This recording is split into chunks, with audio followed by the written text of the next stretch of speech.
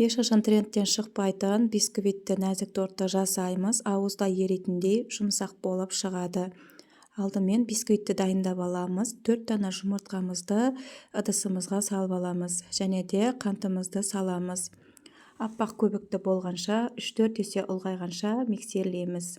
Осындай пайдалы оңай рецепттер үшін маған тіркеліп лайк басуды ұмытпаңыздар. Және де пікір қалдырып қойыңыздар.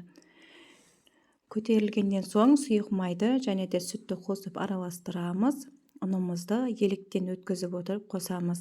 Шай қасықпенен қамыр қопсытқышын қосамыз.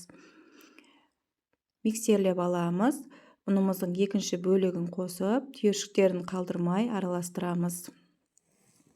30-30 диаметрлі формамызға пергаментімізді төсеп, бір тегіс етіп жайғастырып аламыз. Қызып тұрған пешімізге жібереміз. Ал енді кремін дайындауға кірісеміз. Творожный сырға қантымызды қосып, кішкене араластырып аламыз. Сливкиміздің азғантай бөлігін қосып араластырамыз. Ал енді қалған сливкиді де барлығын құйып, қою крем болғанша миксерлеп аламыз. Ал енді ванильді қантты қоссаңыздар, өте тамаша дәмді болып шығады. Неге бізде креміміз қоюланып шықты. Осылай қоюланғанша миксерлейміз. Бисквиттерімізді пісіріп, толықтай суытамыз. Осылай екеуін дайындап алдым. Екінші бисквитімізге макты қостым.